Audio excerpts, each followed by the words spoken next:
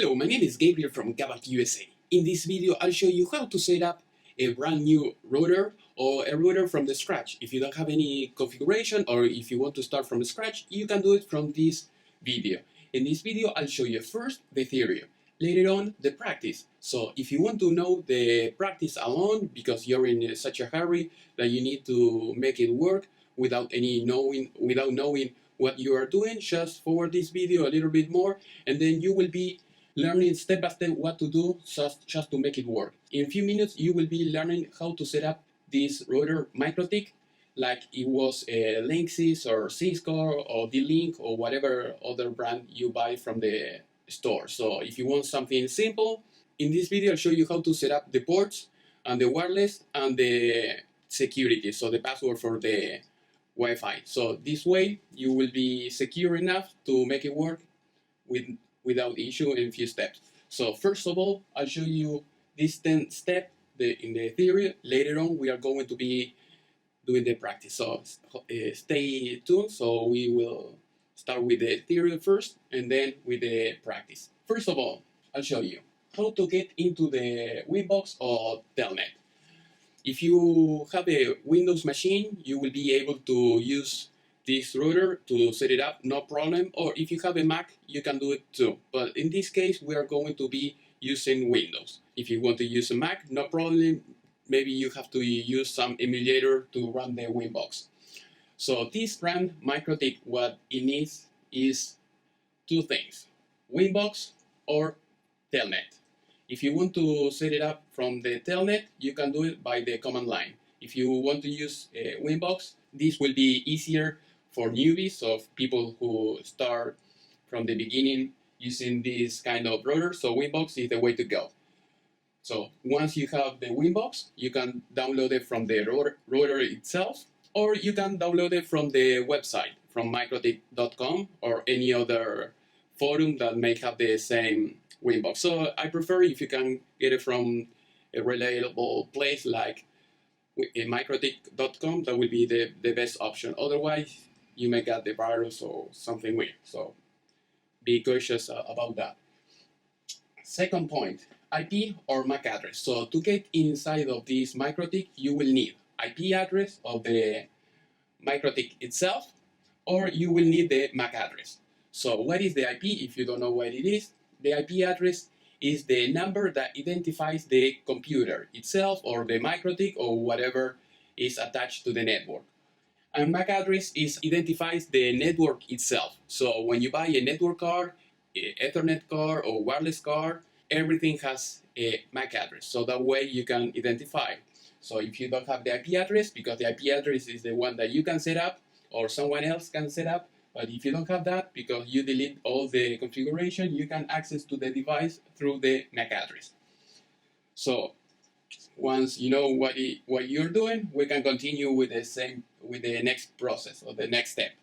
So the third step is setting up a LAN, Subnet, port Ethernet from the router. So in this case, you have this. I'll show you this in this graphic that I just done. We are going to be using a mikrotik. In this case, we have 10 ports and we have one radio. The radio will be for the Wi-Fi. So in this case, you have to make sure what is the subnet that you want to use. So what kind of IP address you want to have in your LAN, and what is the port that you are going to be using. Because let's say that you have here 10 ports. So if you want to connect the switch that you have in your network to the port number 10, you can do it that way. So in this step, that is what you're going to do. You're going to be enabling what port you are going to be using. In this example, it will be the number 10. You will be setting up the subnet. Let's say that you want your IP of your network to be 192.168.0.x, whatever here. And then that is what you're going to be setting up here. In this case, I guess we can use .0.1. Then it will be 192.168.0.1. So in this with this IP, that is the IP that you're going to be using to get into the router. The number 4 is bridge port. What is a bridge port? Is like a group where all the ports are going to be together to make some function. So let's say that you want to use port 8, 9, and 10. And then you can make bridge. You can make bridge 1, and then you can use port 10, port 9, and port 8. So we can make this like a group, and then we're going to be enabling all those ports to have access to the network. So if you connect one computer here, another here, all of them will be in the same network. You can do the same with the other port. Let's say that you want a bridge for number 7, 6, and 5, and then here you may have another network. Let's say like instead of 192.168.0, let's say .11.5, something like that, and then you can have different network with the same router, or you can connect it to different switch. That way, if you have like a huge company or you have many floors in one building, you can use a different subnet for each floor. That will be a way to do it if you want to. So, but I'll teach you how to do the basics. So after that, you can progress with the configuration and do other things. But let's keep it simple for now, okay? So other thing that you have to keep in mind, if you want, you can remember that you have the Wi-Fi here. So it will be like another port. Let's say we have 10, and then we have the WLAN 1. Okay, now that we have the LAN, the WLAN port, so if you have the DHCP server in this bridge, it can give that pool of IP to this group of ports, plus the Wi-Fi that you have here. So everything will be in the same group. Now we are going to talk about the number 5. Choose DHCP server port. So now we have the port number 1, that is the one that you are going to be using, or in this case, that is the one I'll be using. So I have here a cable modem. So the provider will give me 1 IP, 2 IP, 5 IP, or whatever amount of IP that you have asked to the provider. So in this case, we have 1. So that is what we are going to get. If you want to put more cable modem for load balance failover, you can do that. But in this case, we are going to keep it simple. So this is what we are going to get. So the cable modem is going to provide us 1 IP address. So in this case, when we set up the DHCP client in the port number 1, that is what we have to set it up. So that is what we are going to get. So other option will be that the provider, the internet service provider, will be giving you 1 static IP. If you have a static IP, you don't have to choose this one. You have to do it manually. So, but in this case, we are going to use what most people get is the IP by the DHCP. So that is what we are going to use. If you need help how to set it up with a static IP, just let me know, and maybe I'll do another video teaching you how to do that. So number 6, DNS allow remote requests. So in this case, if you want the router to process the DNS server, you have to check up the box. So the checkbox, you have to check it, and then the router will be able to resolve all those requests from the computers. Otherwise, you have to be setting up in the computers the DNS that you want to be using. That I don't suggest you that, because let's say that you have 10 or 20 or 50 computers. Let's try to keep it simple. So if the router can handle all the requests for DNS, that would be the best way to go. If you don't know what is a DNS, I'll try to make it short and explain you little by little. A DNS is domain name server. So all the computers around the world and all the websites and everything has 1 IP associated with the website.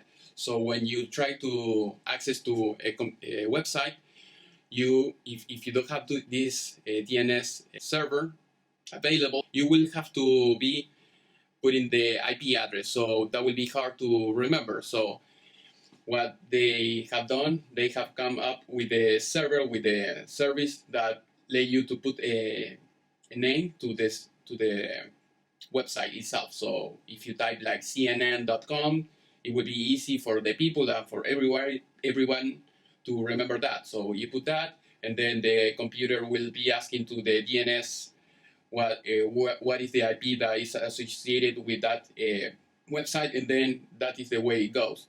Otherwise, if the DNS server fails or whatever, you will have to put the IP address in the browser. But let's try to keep it simple. It's something like that. I'll be doing another video with more details if you want to know about the DNS, but just to keep it short, let's move on. Point number 7, dhcp server. What it means? It means that it's a service that will give to your computers in your network one IP for each computer automatically. If you don't have that, you have to go computer by computer to set up that IP, or you have to have another service like a Windows server to provide the IP address. So I suggest you to keep it simple. If you can set it up like that, it would be the best way to go. Here you will have to set up the interface. So what is the interface? Is like the port. What port are you going to be using? So are you going to be providing IP address in port number 10, 9, 8, 7, or just for the Wi-Fi or whatever? So that is what you have to choose. So in this case, we are going to use the bridge number 1. That is the bridge that we choose. That we have the port number 8, 9, and 10, and the Wi-Fi. So that will be the setup that we are going to use now. And then after that, we have to define the subnet. Like I said before, remember here where I told you about the 192.168.0.1 or whatever. So that is the IP address that you will be giving to the network. So that is what you have to define. Now, after that, you have to set up the gateway. So the gateway will be the way the computer goes to the internet. So if let's say that you have 192.168.0.1, and you can put that in the gateway, so the computer will use that to access to the internet. If you don't put anything, the computer will not surf or will not browse to the internet. After that, we're going to be assigning the pool IP. Okay, let's say that you have a network with 50 computers, and then what you can assign is the range of the IP address that will be assigned to this computer that you have in your network. And let's say that you have 192.168.2.100, and then it will go until the next number. That will be 192.168.2.150. So the router will be providing IP from 100 to 150. Once you have reached that limit, it will stop giving IP address. So the next computer will not be able to surf on internet or will not be able to be connected to the network itself. So why you want to do this? Maybe you want to the computers itself on a network, maybe in a small office, to have this kind of a range. So when you connect like a server or a surveillance camera or whatever, they will not get any other IP. You can set them up manually. That will be a good thing. Or maybe you want this IP address just to be given to a certain group, and you can set up another group of IP address to another group. There might be many different options. So let's try to keep it simple and let's go. And the last step will be DNS server. If you have like a DNS server that you want to use, like OpenDNS, or you want to use the DNS that your internet service provider is giving you, you can leave it like that. Otherwise, you can set up manually whatever you want to use. After that, we have the number 8. So in this part, we're going to be setting up the NAT. So if you don't know what it is, a NAT is Network Address Translation. So what it does is this. When you have one IP address, a public IP address on your cable modem, and you have 50 computers, all the 50 computers will be getting like a private IP, and they are not going to be getting the public IP because you have one public IP. So what it does is this: all the computers that is getting to internet, they are going to be assigned like one private IP, and then it will go to the internet. And then what the router will do, just to keep it brief, is to translate that number to the address that it has to go to internet, and once it have reached that way, that server that you want to reach or whatever, and it comes back, the router will ask, okay, what is the private IP that was asking for that request, and then it will do the process backwards, and it will reply with that package to the computer that have made that request. So that way, everyone can surf to internet using one public IP. If you want, you can see another of my videos that I will be making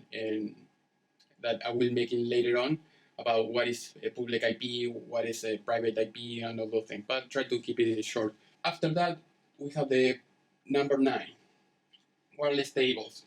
Enable WLAN and security profiles. So when you have a right to this place, what you have to do is to enable the wireless radio, because the wireless radio on mikrotik is disabled by default. So you have to set it up properly, otherwise you are not going to be having Wi-Fi on your network. So once you have done that, you will be able to use the radio. That's simple. So the security profile is, you can make like many security profiles, it's like many groups with different password and different configuration for the authentication, for the encryption of the wireless network. So once you have done that, you are ready to go. And you can choose different profile for different things that you may want to do, because this router, you can have one Wi-Fi network or you can have many, because it is able to set up like virtual network Wi-Fi. So no problem, you can do that. So just keep in mind that you can do it. Maybe, but in this case, we are going to keep it short and simple. Just we are going to be using one. Next step, number 10, wireless tables. What you have to do is enable AP or station. What does it mean? AP is access point. You can set it up by access point or station. So if you want to provide internet to your home or to your office, you have to do it that way. You have to set it up in AP mode. So that way, it will transmit the internet that you need. That is just to keep it short and simple. Or you can set it up in the station mode. What does it mean, the station mode? Let's say that you don't have a cable modem here. Let's say that you have maybe another router Wi-Fi in the other side of the house or of the office. So that way you can connect this radio to this Wi-Fi router, and then that way you can route all that connection to internet to the other port. So that is one way.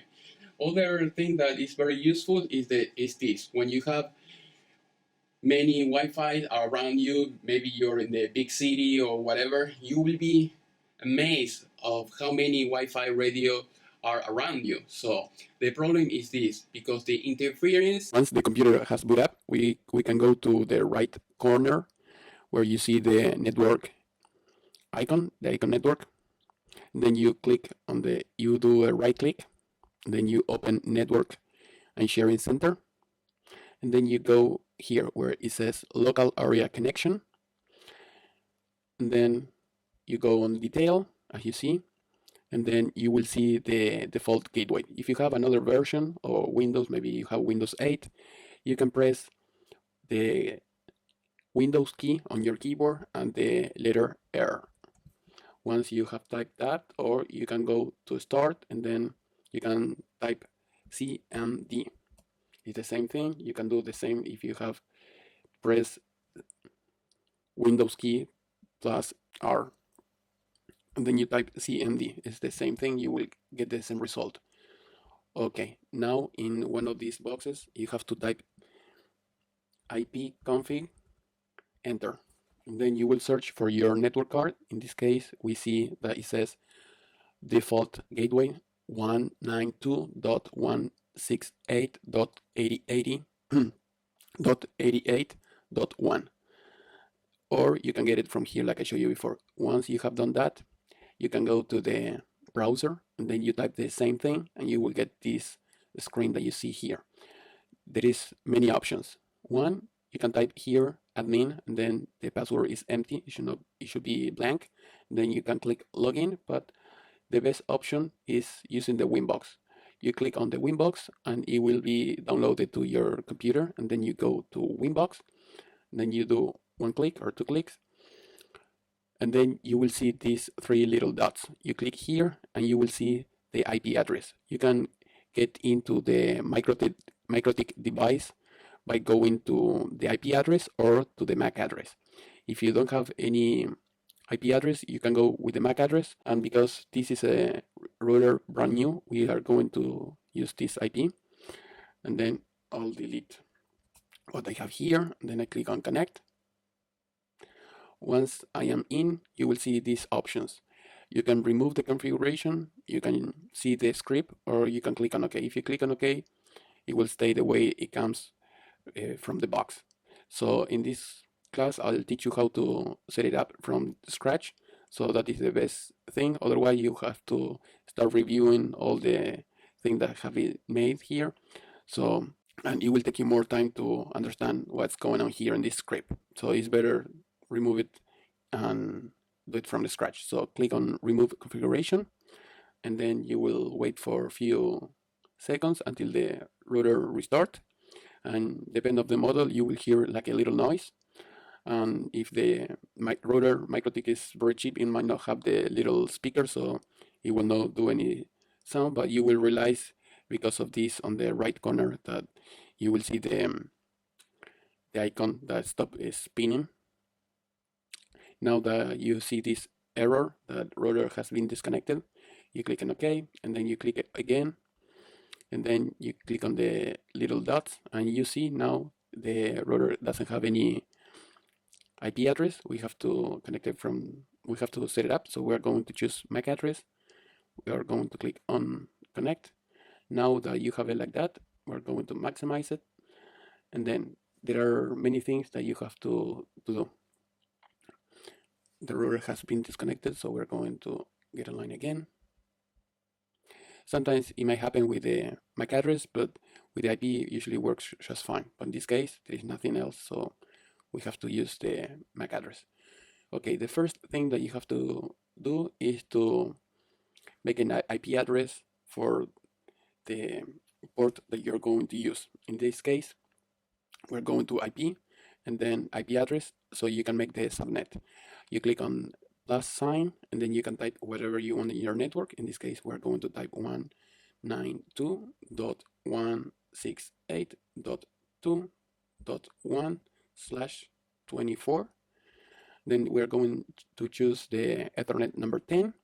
We're going to apply, and that's it for now. So we have connected in a router the Ethernet number 10. That will be our LAN port for the network, and Ethernet number 1 will be for our provider, for our ISP. So we click on OK.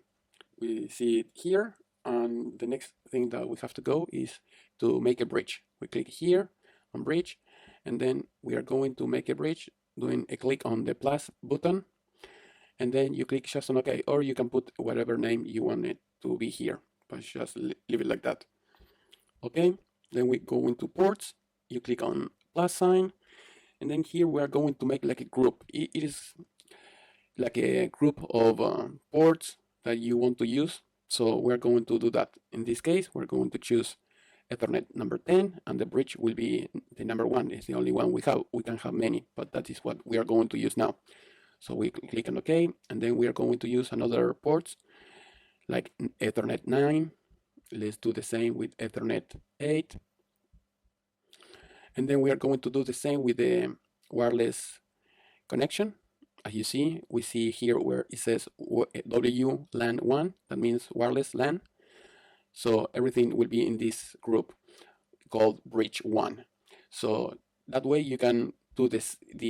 If you set up a dhcp server, you can apply the same pool of IP to all of those ports for the wireless network, also for the Ethernet 9, 8, and 10, and you can use the other ones for another function. If you have an IP, a dynamic IP, you can do it from here. So you go here where it says DHCP client, and then we are going to add the Ethernet 1. That is where it comes, and then we are going to apply, and you will see that it took the IP address that the provider gave us. If you have like a public IP, you will get the public IP. If you're behind another router, you will get this private IP. Once you do that, you go to IP and then DNS, click here where it says allow remote request, apply, OK, and then we can go here where it says DHCP server. Here you will be generating all the IPs that you're going to be giving to the LAN. So you click on DHCP setup. You choose where you want to be given the IP. So we use bridge 1. Click on next, and then this is the network that we're going to use. You click, this is the subnet that we are going to use. Here is the gateway that we are going to use, so we are going to leave it like that. If you want to change it to something different, you can do it now. And then we are going to click on next. Here is the address that you're going to provide to your network. So we're going to use this one as you see here. And you can change the range, because here will be from .2 to .254. So if you want to change it, maybe like 100 here or whatever, you can do it from there. Or we can, in this case, we are going to do this. We're going to leave it 200 here, and then we're going to leave it 254. Then we click next. Here it is asking us for the DNS. So this is the DNS server that is provided by the provider or for the ISP. We'll click on next. Next again. As you see, here it says setup has completely successfully. So we click on OK, and that will be OK. So if you see like it is red, it means that there is something wrong. If it's black like now, everything should be OK. So the next thing that we have to go is we have to go to firewall, and then we go to net. So it will do the netting for the network. We click here where it says plus, and then you leave it like that, source net, and then you're going to choose the output port.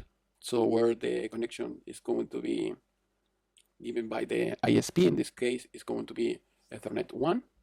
And then in action, we are going to set it up in masquerade. You click on OK. We can close this. And then we're going here, if you want to, where it says new terminals. If you want to check that the router has internet connection now, you can type ping yahoo.com. And if it is pinging like now, it means that it's working. If it doesn't, it's because you have missed some step or you have something wrong on your connection. Now we are going to set up the wireless. We go here where it says wireless, and then you will see that this is on gray. You have two options, right click, enable, or you can click here where you see the check. So it's the same thing. Now we're going to security profile. So we're going to make a profile here. We click on add plus, and then here we are going to type the name of the password, not the password itself, but the name, how the profile you want it to be named. And here we can call it password.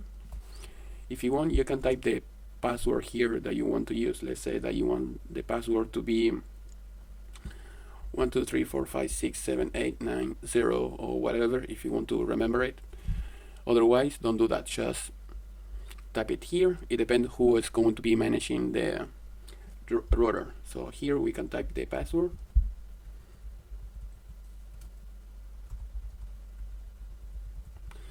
Alright, try to use a strong password so nobody will hack your network. And then you click on OK.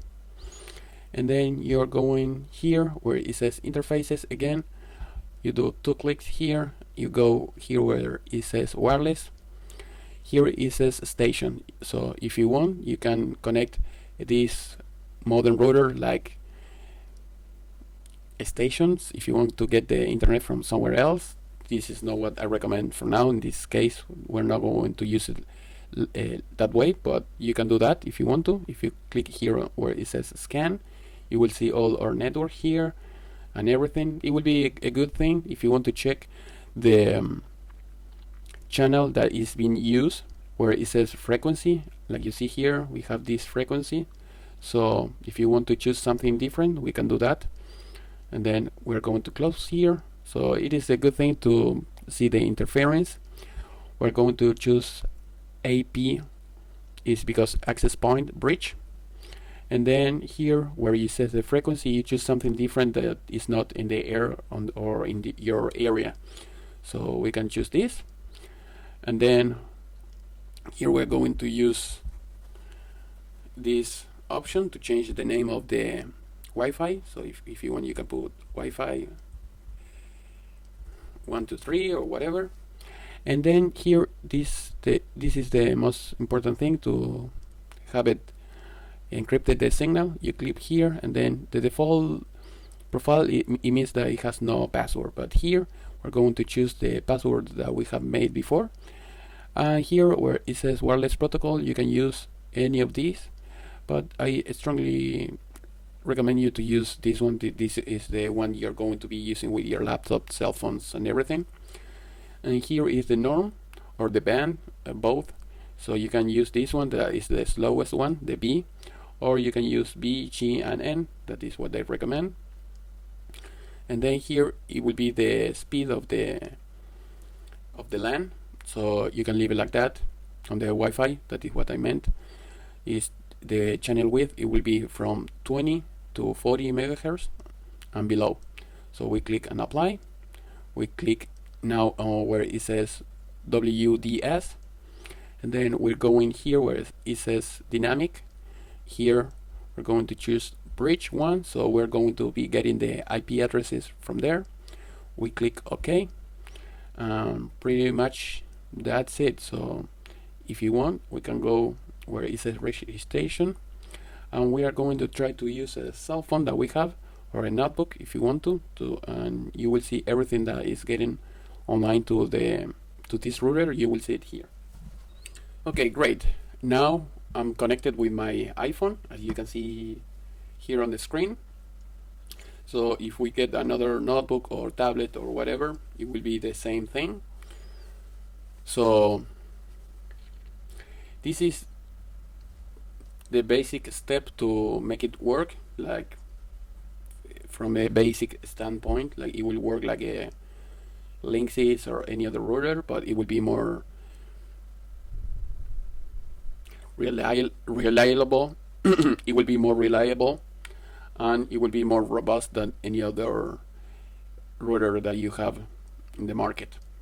So now the last step that you have to go is system, and then you go where it says users.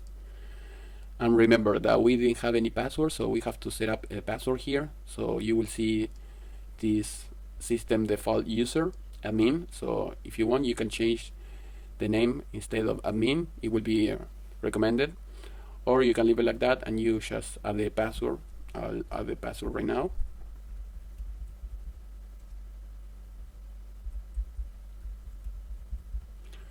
And then if you want, you can click. Now we are going to use OK. We are going to click on OK, but if you want, you can add another user. Let's say that someone else wants to get into the configuration, but you want it just on the read mode, so they will not be able to change anything. So you click here and then you choose read or write or full or whatever, and then you click on OK, and you can leave it without password or with password. I recommend always with password, so that is a good thing. Here I'm going to use another user, will be full, and here I'll be typing my password.